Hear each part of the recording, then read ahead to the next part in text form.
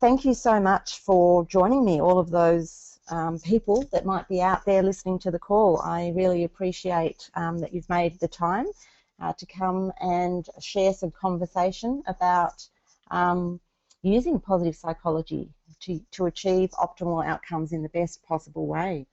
So really, I should point out some of my background and how that might influence some of the points that I'd like to discuss today. So, as David was saying, my background is in psychology, and I have been teaching psychology as an academic for over 20 years. And in my teaching of psychology, best practice and ethical issues seem to be a very important foundational framework for the practice of psychology. But it's interesting because a lot of the times when we use the word ethics, it's something that many of us cringe about when we hear the word. But when we come to understand how central it is to best practice and how an awareness of ethical issues really does impact on the quality of what we do, I think people start to embrace it a lot more. And so I'm just wanting to start some initial conversations about how ethics is really a central part of what we do in the area of positive psychology. And so I want to mention to you that I come to this presentation with, as I said, background in psychology, but also a background in ethics, having trained psychologists in the area of ethics and having served on a number of both research and practice ethics committees. So with that in mind, let me tell you what more specifically I'd like to talk about in today's presentation. So clearly we are a fairly new field in comparison to some of the other disciplines that have been well established and practiced. And as a newcomer, we are often asked to justify what our unique and valuable contributions are, particularly in respect to what's already available, in helping to achieve optimal outcomes and to achieve these in the best possible way to ensure that we achieve some of the goals that we set out. And so what are some of the goals that have been put forward that are representative of some of the members of positive psychology? Well, it's interesting because while we might have our own personal targets of what we want to achieve in our professional work, there are some visionary aspirations for positive psychology that have been publicly presented. And I suppose one of the main ones is that by Professor Martin Seligman in 2011, where he set what I think is a very well-intentioned but ambitious target that by the year 2051, more than half of the world's population can be flourishing. And so that clearly is an optimal outcome that's been set for positive psychology that some of us might want to aspire to reaching. And then there are other propositions that have been put forward. For example, trying to understand cultural and cross-country variation in defining, measuring and experiencing well-being is also something that has been touted as being very important, and trying to move beyond the Western culture of understanding what well-being means to people, and also incorporating a variety of other cultures and across the countries. And so this is certainly a challenge that a group being led by Professor Antonella Del Fave in their work looking at hedonic and eudaimonic happiness in investigation has put forward. So these are just a couple of examples of some of the aspirations that we have in the area of positive psychology to try and create more widespread and global flourishing. And so I'm going to be arguing that in order for us to achieve goals like this and whatever other individual and personalised goals we may have for positive psychology, that we really do need to take on a well-considered and collective approach, and an approach that incorporates best practice.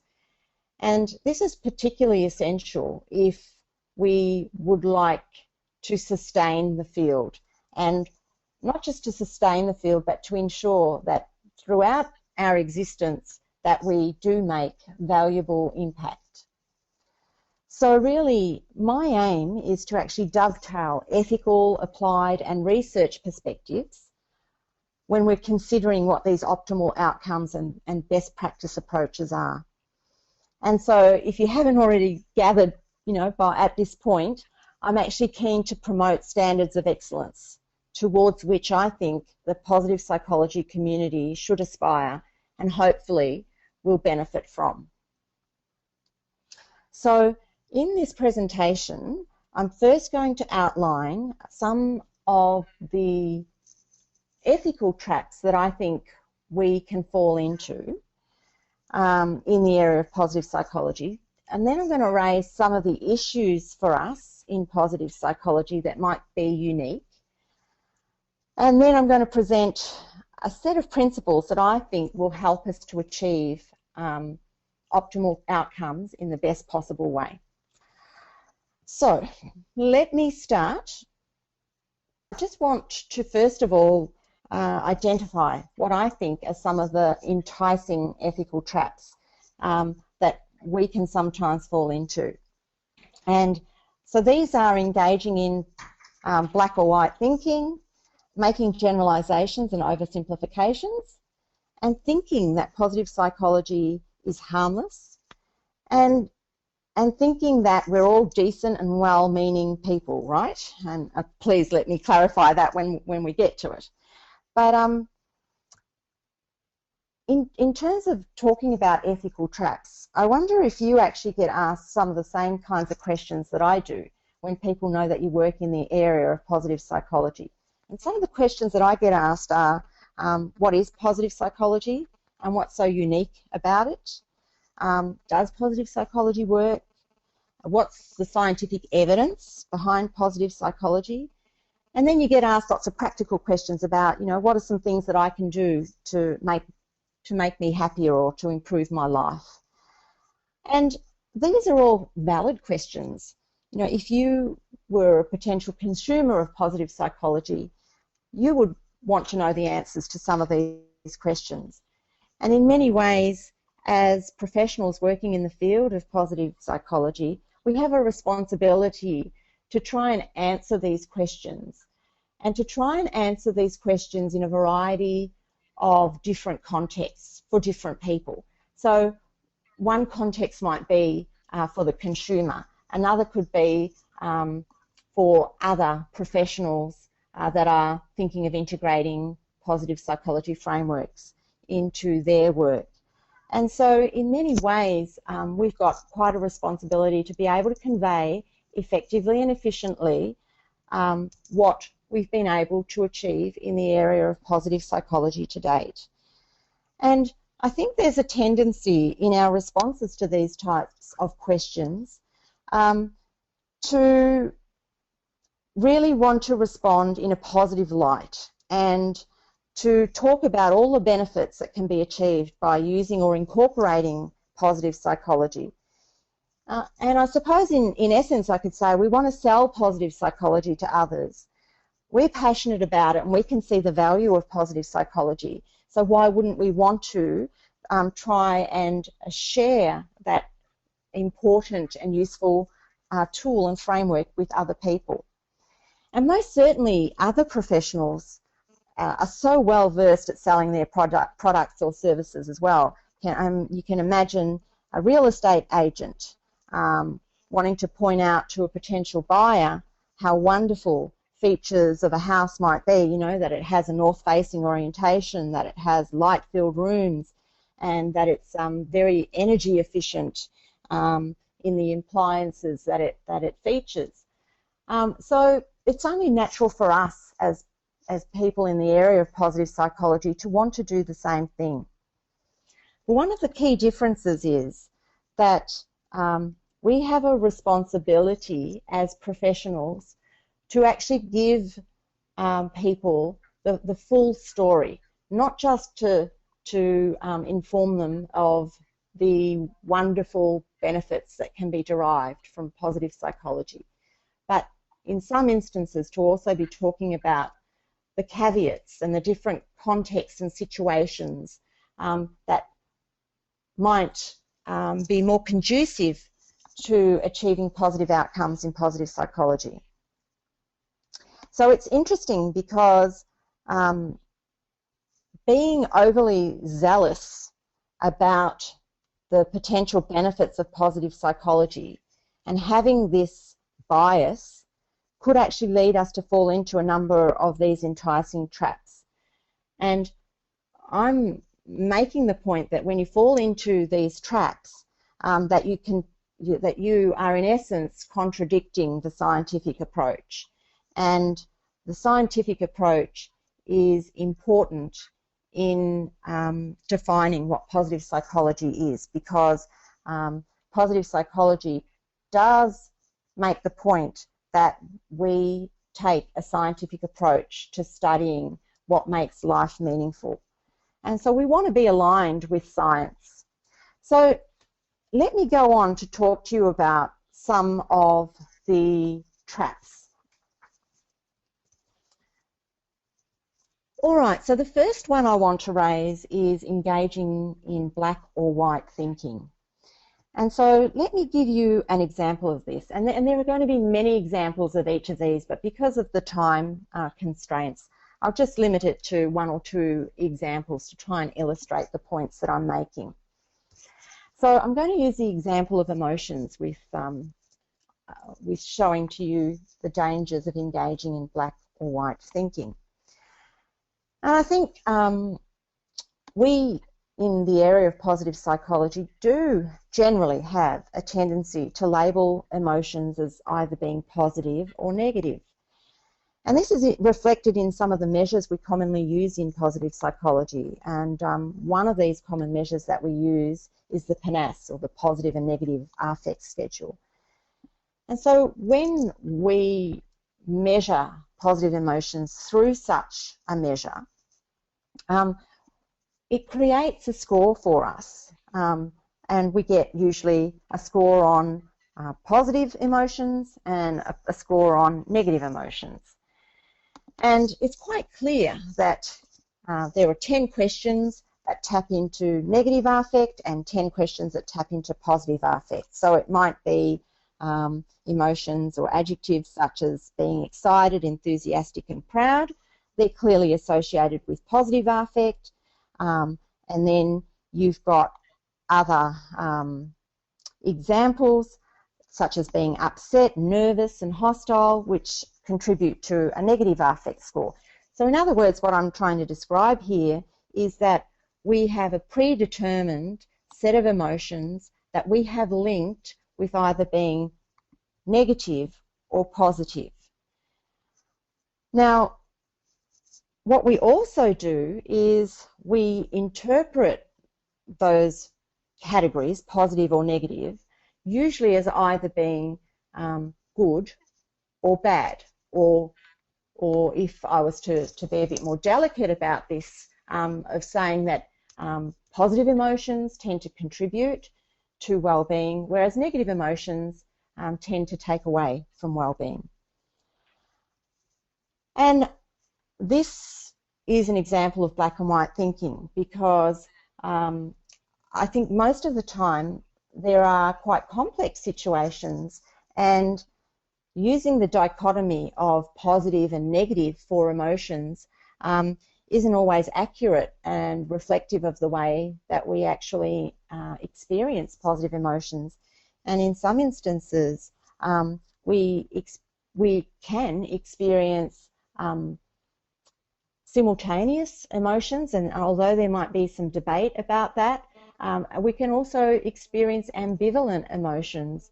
So we can be feeling excited but anxious at the same time. And so to think of emotions as purely being positive or negative can be quite simplistic. So let me give you a practical example.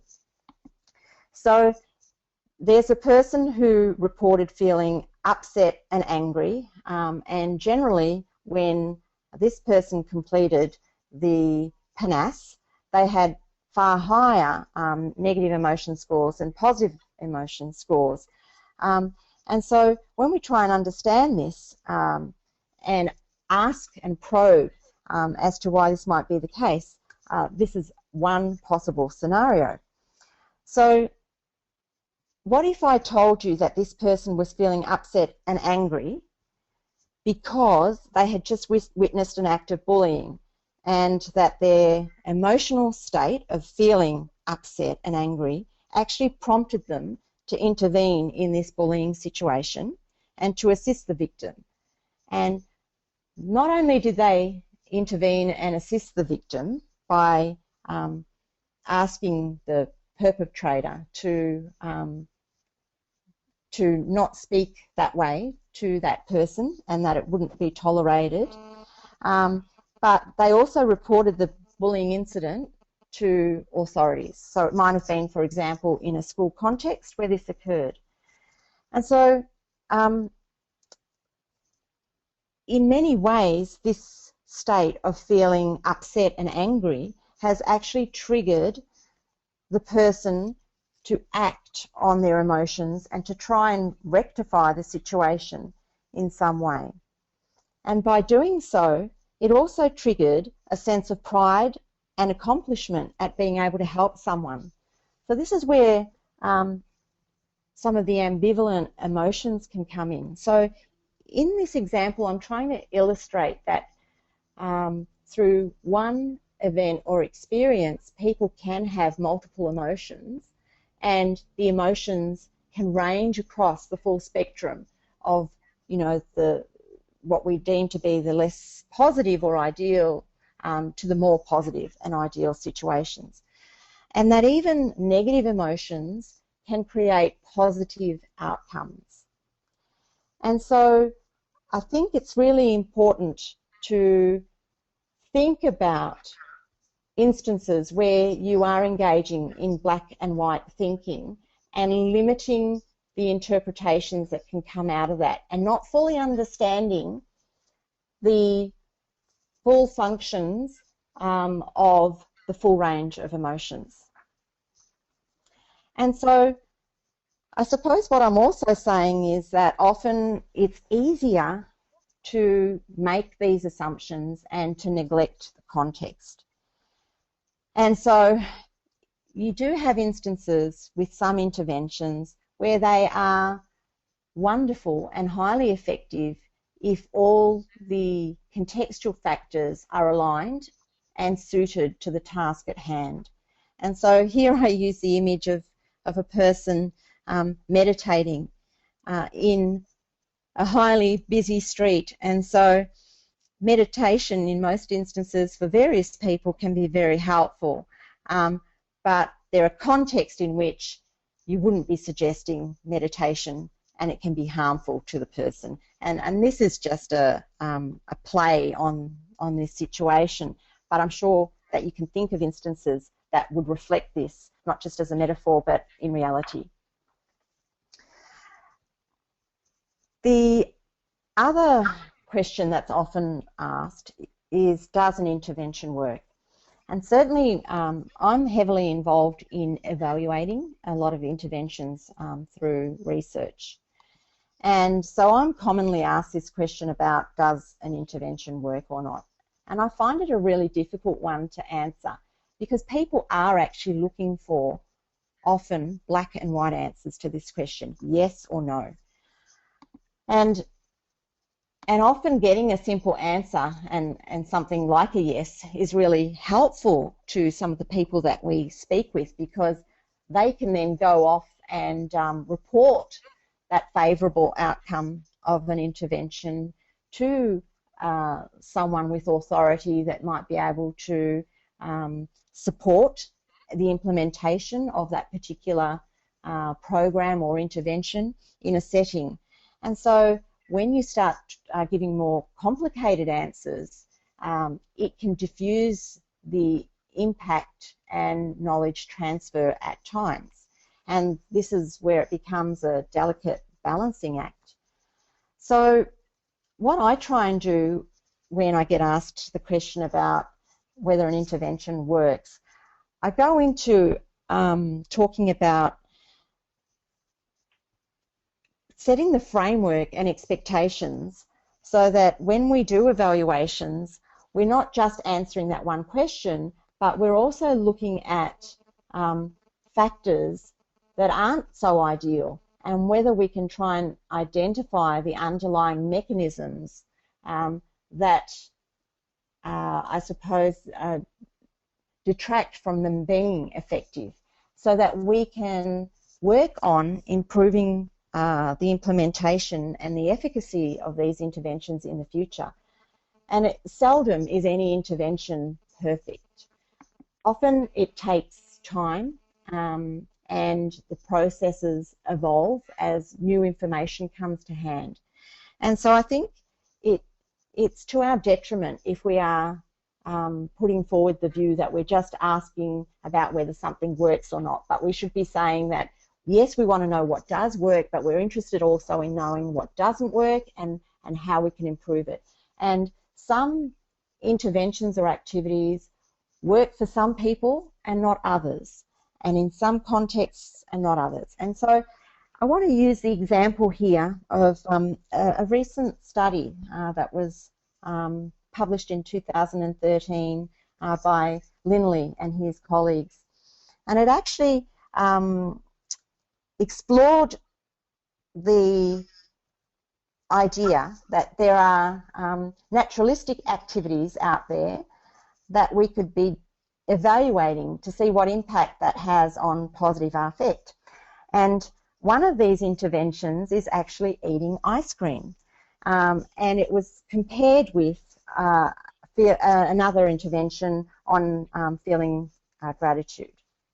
So what these researchers did was that they randomly assigned people to 4 groups. There was a gratitude group who wrote down 3 good things, and there was an ice cream group who had the very difficult task of consuming an ice cream of their choice. They had 2 flavours to choose from, and a combination group which involved doing both the gratitude and ice cream consumption activity, and then there was a control group. And so what this study actually found was that those who were in both groups, the ice cream consumption and the gratitude groups, both increased their positive affect. So that's, I suppose, the simplistic version of what this study found. And it would be really easy to conclude and to describe to others that eating ice cream is good. It'll increase your positive emotions. But do you think that if we encourage someone to eat ice cream every time they were feeling down, perhaps, and with the aim of trying to increase their mood or positive emotional state, that would be a good recommendation? This is where I question being overly simplistic, and I'm in no means sort of suggesting that these researchers have been overly simplistic, but I'm just trying to use this as an example of how we can convey messages very simplistically, and what some of the issues we might think about are. So my first question is, it depends on how we're measuring the outcome. What is the desired outcome that we're wanting to achieve here? If it is short-term increases in positive emotions, then yes, both the ice cream consumption task and the gratitude task and the combination of the two were effective. But if we then shifted the focus to be thinking about well-being more broadly, we don't know whether it had an impact on meaning, for example. Or if we take a more interdisciplinary perspective on this particular situation, and ask nutritionalists or people that are specialising in the area of physical health, and we put that as the target outcome, then we might find a different interpretation that eating ice cream, for example, is not conducive to well-being because it is high in sugar and so on. So this is where we really need to be balancing out and being clear to ourselves about what our desired outcome is, and speaking specifically about that desired outcome, and being aware of the difference between short-term and long-term outcomes. So it's probably very harmless, you know, and quite effective to eat an ice cream and enhance your mood in the short term. But if you were using that strategy in the long term specifically to try and get yourself out of a negative state, then you might actually be adversely affecting your physical health. So really, I think one of the traps that we can fall into is making some broad generalizations and oversimplifications. And I'm trying to be a bit humorous here in the image that I present to you here on the slide, in saying that all Aussies are easygoing and laid back, right? I mean, I'm an Aussie, and I believe that we're notoriously identified as being really easygoing and laid back, and that's the stereotype of Australians. But we do need to be careful of things like stereotypes, generalizations, and oversimplifications. And it's almost like our default system to be like that, because humans are designed in many ways to be as efficient as possible. And so we often seek to create mental shortcuts when it comes to problem solving, learning, and communicating. And, you know, it's a heuristic method that we use to try and reduce the cognitive burden on decision making. So often what we do to simplify the situation is we take the approach of it's good enough. I'll just be brief here. I'll just summarize the main point. And I'm not trying to come up with answers or to be prescriptive here.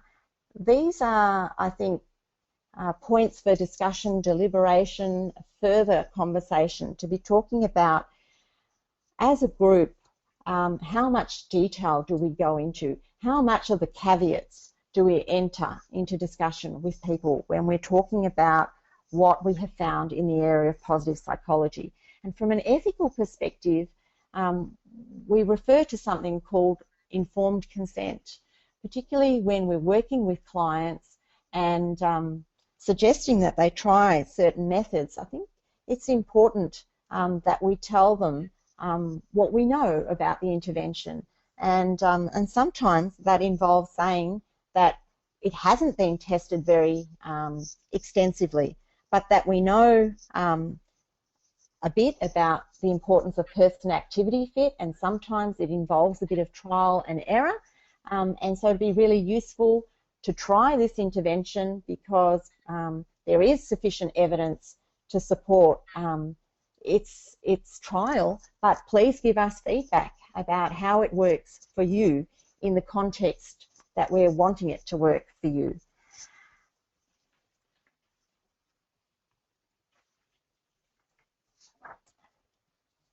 The other thing that, another trap that I'd like to make reference to is the notion that thinking about positive psychology is harmless. And this is a really interesting one that I think does permeate quite significantly through our positive psychology community. And I would agree that in many instances what we do, it certainly has many, many benefits, and we tend to work with people who are not as vulnerable, say, as clinical psychologists might work with. But that doesn't mean that we are always doing good and never doing harm. And it can be dangerous to think that we can never do harm. So I want to raise a couple of points with regard to this. And yes, as a community working in the area of positive psychology, we're all often working in the space of trying to identify things that are really positive and exciting areas for people. We talk about strengths, and we can see people light up and become more animated when they've got the opportunity to talk about positive qualities. And that's just so wonderful to see. But we can also be talking about more delicate and confrontational areas for people. And when we talk about things like finding meaning in life, and sometimes people don't feel that they've got meaning in their life, or they haven't been in tune with what really is meaningful to them, and so the realization that this is a very challenging area for them, or that they've got some serious areas that they would like to work on to try and acquire more meaning in their life, is important, and it can stretch them out of their comfort zone into a growth zone. And this is fantastic. We want people to grow, learn, develop, but often this can put them in an area where they are feeling a little bit challenged and confronted. And it also raises this whole issue of wants versus needs. And we can be very, very ready to help people identify what fits with their personality, for example, or preferences. But what does the research say people generally need? And so one example of this is a study that a research student of mine, Vivian Giannopoulos, and myself conducted in 2011. And what we did was we asked individuals, which we randomly assigned, to participate in some interventions. But first, what we did was we asked them to complete the Orientations to Happiness questionnaire, so that we could identify their dominant orientation to happiness. And the three orientations that are measured according to this scale are the pleasure, engagement, and meaning orientations. And what we were interested in exploring was to see whether the three good things activity had more benefit to a particular orientation style, to individuals with a particular dominant orientation style. And we modified the three good things activity and created a number of interventions. And one of them was think of three pleasurable things that happened throughout the day. Think of three engaging things that happened throughout the day. Think of three meaningful things that happened throughout the day. And think of one pleasurable, one engaging, and one meaningful thing that happened throughout the day. And so, and there was also a daily events group where participants were simply asked to factually report about their day, and then a pure sort of control group.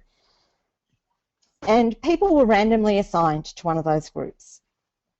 And what we were expecting was that people who were assigned to the group that was aligned with their dominant orientation to happiness would benefit the most from the intervention in terms of increasing their well-being. And this is sort of consistent with the person activity fit. So if you've got a pleasurable orientation and you were assigned to write about three pleasurable things, then we predicted that you would have increased benefits compared to people that, for example, had a pleasure orientation but were assigned to the three meaningful things activity. But what we actually found was the opposite. So people who were, for example, assigned to the three pleasurable activities, when they were allocated to write about three meaningful things, actually derived more well-being benefits compared to those that were in a group that was aligned with their dominant orientation to happiness. Okay, so while I don't want to speculate too much from this one study, it does raise the issue of wants versus needs. So we might have a want or a preference, but sometimes we may have a need. And research has shown, research by Chris Peterson and his colleagues, and indeed myself with Chris Peterson and Parks, has shown that engagement and meaning orientations tend to predict life satisfaction and positive affect more significantly than the pleasure orientation. And so we know that often it's that balanced outlook that is most helpful to well-being for most people. And so we can, if people are very strong on, for example, the pleasure orientation, we can identify that they may have a need to develop engagement and meaning orientations in order for them to live what Chris Peterson has previously termed the full life. So it's not always about making people happy, but trying to help people grow and develop. And in doing so, that can create some tensions and discomfort. And I'm not saying that that creates harm, but people need to manage those situations. We as professionals working with clients need to manage those situations and forewarn individuals about the discomfort that might be experienced, particularly if they are coming into the situation thinking, oh, this is positive psychology, this is going to be a fun experience, and they end up feeling that it's not always fun. The other thing is, that many of the interventions within the domain of positive psychology promote people to attempt these independently. And I think that's fantastic, because trying to promote responsibility and autonomy in improving well-being is a fantastic outcome, I think. However, it does come with some limitations, and that is that we don't always know how individuals or groups are executing these positive interventions. Are they completing them as they've been instructed to do? So often the fidelity of the activity is not known. We don't know whether they are staying true to the instructions or whether they're modifying things. And, you know, often there is the issue of adherence and whether people can maintain interventions on a regular basis. Are they able to, you know, if they're asked to do things on a daily basis for a week, do they actually do that, or have they only really attempted it once or twice throughout the week and then said it doesn't work for me? So it's really difficult sometimes for us to monitor how well people are actually completing the activities. So we need to be mindful of that. The other thing is that it can be difficult to follow up on the effects of these activities. So, you know, often we can be prescribing or suggesting to people to try various activities. You know, the 3 good things one is so commonly known. But how do we know what the effects are of these activities if there's something that they've read in a book to try this intervention and we're not actually getting the feedback? So it's really important to try and build in methods for follow-up, methods for understanding whether people have actually used the intervention as prescribed. The other thing is, and I'm certainly guilty of this as I'm about to expose, is being mindful not to let your guard down. And I'm going to give you just briefly an example of when I actually let my guard down. And the reason why I let my guard down was because I had such a rosy impression of a particular intervention. And in the end, it didn't work as effectively as I had anticipated. And so the activity to which I'm referring is, for my experience, not generally, but for my experience, the reciprocity ring. And some of you will be aware of the reciprocity ring. You might have heard Adam Grant talking about it in his book Give and Take, and I understand he was a previous speaker in the Leader series here. It was a activity that was developed by Wayne Baker and his wife. And what the activity in brief involves is gathering a group of people, usually people who are known to each other, so they might be work colleagues or a group of students, and you invite them to request help about something that they've been struggling to achieve, something that they need help with, and to ask help in respect to that challenge from the group members. And it's based on the premise that people often underestimate how much help others can provide if you ask, and indeed actually how much help you can give to others as well. And so there are a number of important lessons to be learned from doing the reciprocity ring in understanding pro-social behaviours, and to also helping strengthen the connections among the group members. So I thought, well, this would be a great exercise to try with one of my positive psychology classes with the students that I had in the class. And I'd never tried this reciprocity ring before, and so I read up about it quite extensively, and I spoke to a number of people who had tried this activity in the past, and they reported wonderful success with this reciprocity ring. So I came in thinking that this was going to be a wonderful experience, that people were going to offer help left, right and centre, and that everyone was going to emerge feeling a lot more connected, more valued. But what ended up happening was that I was completely underprepared for what I thought was going to be an innocuous activity, or a very positive activity. And I very quickly watched helplessly and in disbelief at what transpired. And without going into too much detail, one of my first mistakes, and I will attribute a lot of this to my lack of preparation and incompetency with respect to running this activity, because of the fact that I thought it would work so well and I let my guard down. What ended up happening was, in this group, there was a point where I asked people to make a request for help. And I think that caught people on the hop. And one of the requests for help ended up being of a fairly personal nature, and created a fairly sensitive situation. And within seconds, several of the group members, many of whom work in a caring profession, started probing and requesting further information, and contrary to the instructions that were provided at the beginning, they started offering solutions.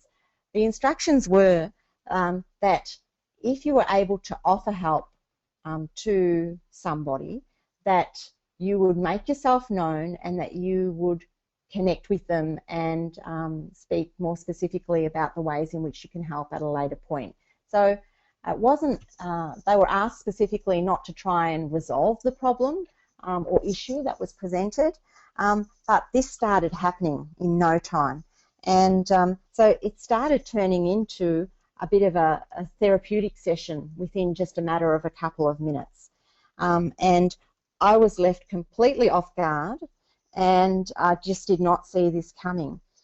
And so what this potentially meant was that an individual was disclosing more and more information about the situation in this group that perhaps they hadn't planned to do, and left them in a potentially vulnerable state. So I certainly learnt from that experience in that it is dangerous to think that things are going to always be harmless. It's important to have a contingency and management plan, and so I hope that you also learn something from that experience that I've just shared. The other trap is that we're all decent and well-meaning people, right? And I wouldn't want to suggest that we're all not decent and ill-meaning people, certainly not. I think as a human race we are generally compassionate and do want to do well and do care about other people. But that doesn't mean that because we care and are well-meaning about other people that we can't harm other people. And so I think it's really important that we recognise the role that we play and the responsibility that we have when we are working with people, particularly because of what I said earlier, that not only can we sometimes fall into the trap of thinking that we work in a really safe space, we work with people generally who are well and on aspects that are positive, but the people who we might be working with may also take on that perspective and have expectations that things are going to go really well. And so I think it's really important that while we appreciate human qualities and you know, the positive qualities that they may bring to the table, we don't want to compromise the safety of others. And sometimes that means that we are inadequately trained, we might work in isolation, or we might think that we're an expert in the area and don't really look to be reading about the latest findings and implementing these because we think what we're doing already works well. So it's really important for us to keep abreast of current practices and to not just assume that things are going to work well because we mean well. It's our responsibility to be well-resourced and to get the appropriate training. And I think if I didn't have that mindset that I described earlier about going into the reciprocity ring thinking optimistically about what the outcomes would be, I think if I had a more balanced perspective, then I would have sought a bit more training. I would have made the boundaries a lot clearer in terms of the purpose of the reciprocity ring, and I would have highlighted the importance of confidentiality and the importance of just keeping the questions at a very basic level and to be able to engage in these at a later point, and maybe even to point out to people in the reciprocity ring that they should have the opportunity to think about this and to think of a situation that they're going to be comfortable disclosing with other people so that they're not left in a vulnerable position. So it's really important to do your research. In many ways I'm stating the obvious, but it can be a trap. That's what traps are, thinking that we know it all and it's all going to be fine, but then we fall into the trap and create some danger. So I've talked a little bit about the various traps that I see can be active within the positive psychology community. And I think it's interesting because we do have some challenges within positive psychology that need addressing in the near future. Dianne, it's David. Real quick, one of those challenges is that we don't have enough time to keep you on for as much as we'd like. So I just wanted to mention about 3 minutes, and then we'll start moving to the wrap-up, if that's good. Yeah, thank you, David. Sure, thank you. So I think some of the issues are, where is home for positive psychology? We're not necessarily associated with a clear discipline, so we're not necessarily linked with psychology, particularly because our members come from a diverse range of backgrounds. We can have people that are working in law, in politics, in economy, in philosophy, as well as psychology. So we have such broad membership. And so this raises the concern about what standards do we adhere to in the field of positive psychology, and how will these actually be monitored if there isn't a clear discipline or association that's taking responsibility. And so what I'm proposing as a starting point is what I'm calling the 4 I's: integrity, industriousness, innovation, and impact. And what I'm suggesting is that we do need some guiding principles to help us with best practice. And these are a good starting point because integrity is the cornerstone of professional practice. It includes having a genuine respect for science, taking an honest approach, and acting in a virtuous way. Integrity is really about displaying a moral compass and following that moral compass. And I think with any profession, that's something that we would want to uphold quite seriously. Industriousness. I think in the area of positive psychology, we have done so much to progress the field in such a short time. There are so many accomplishments that we need to be proud of. We've created journals, conferences, university courses, a range of professional courses. We've got discussion forums and, of course, the Professional Association, which is the International Positive Psychology Association, which you are all involved in, being on the call. And so I think we are at a stage where we've done so much, but there's still so much more to do in order to ensure that we meet the visions that we've set forth for ourselves, and to do so in a scientific and professional way that will make us be seen to be credible by other scientific professions and by potential consumers. The other thing is innovation. Innovation is contributing something new and valuable. And you might have heard of the concept old wine in new bottles, and in fact Christensen has written an article about positive education in particular in relation to this. And we are often having to defend ourselves about, well, what is new about positive psychology? And it's really important that we are able to respond to this and to identify ways in which we are making contributions and ways in which we're working towards making valuable contributions as well. And then impact is really important. And so there are a number of metrics which we can include to determine our impact, and these include, scholarly contributions. Often we look at things like how many times our work has been cited, and whether our work has contributed to policy, whether we've received external funding for things, whether the community is interested in hearing about our work, such as the media, and how many opportunities have arisen to deliver an intervention to an intended group. These are all indicators of impact, and they're really important, and we should continue to be working on making our impact widespread and global. So I'm just wanting to sum up very quickly now. It's important that we set up realistic expectations. This was the informed consent that I spoke about before, that we shouldn't be afraid to add caveats to some of the research findings.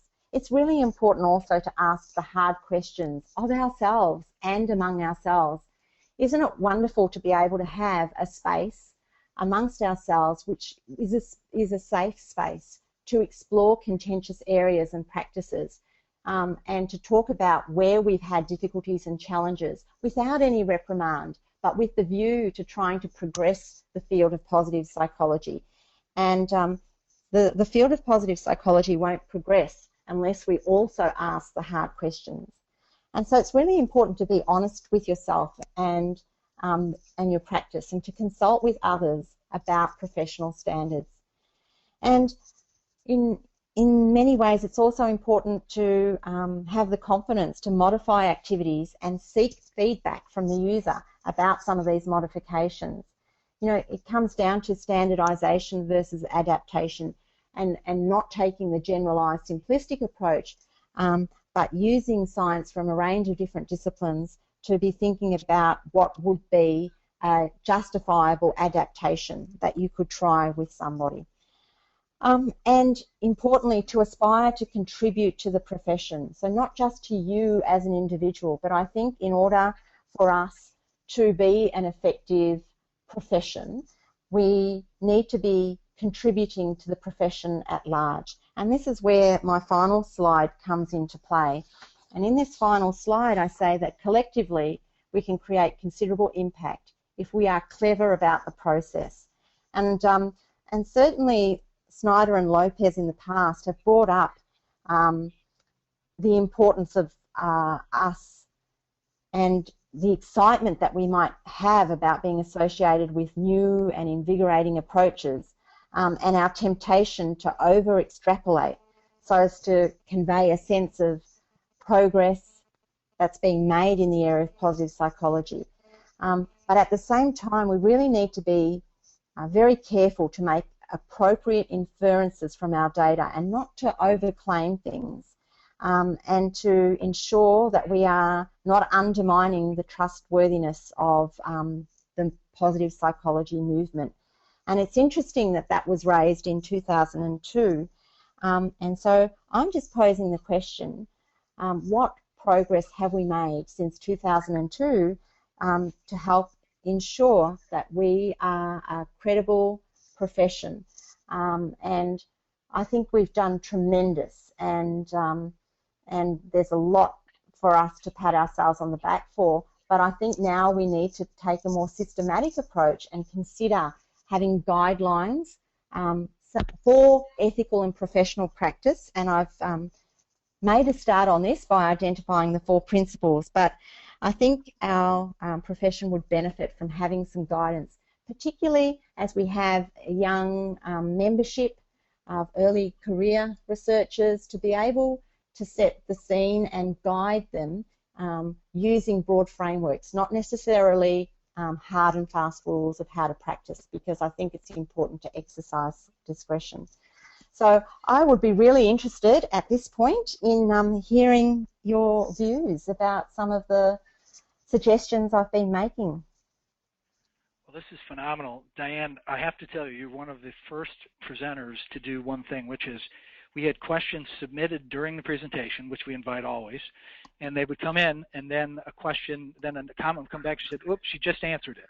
And then another question would come in, and then she'd say, "Wait, there's the answer." So we actually did really great. That's why we went into the question and answer period a little bit, because of the people being so satisfied with the way you were covering the material. I think I could sum up in one question that we'll just squeeze in here. And thanks, everyone. I just want to say to everyone who's on the call, we're going to squeeze in a question at this point, and then we'll wrap up kind of a special bonus today. But I think the question that could be summarizes a number of people's interests today is just, you were talking about making sure that we set the right expectations. So Catherine Bell set up this question quite well, I think, on behalf of many. And she, of course, is, along with everyone else, has said what a great webinar this has been. She said, with respect to your point on managing clients' expectations of possible outcomes of interventions, so they're not assuming it's all positive, do you have any suggestions on how to do this with a client to manage expectations appropriately, but without leading them to a presupposition of failure? Do you have a comment on that, Dianne? Yes, so I think it's really important to indicate that you're wanting to get them to try an intervention because, on the whole, there is good support for that intervention. But to preface that by saying that there are individual differences in how people respond, and while the majority of people can have a positive effect, that this may not be the case for everyone. And so it's really important that the client is honest with you in terms of how they respond to that situation.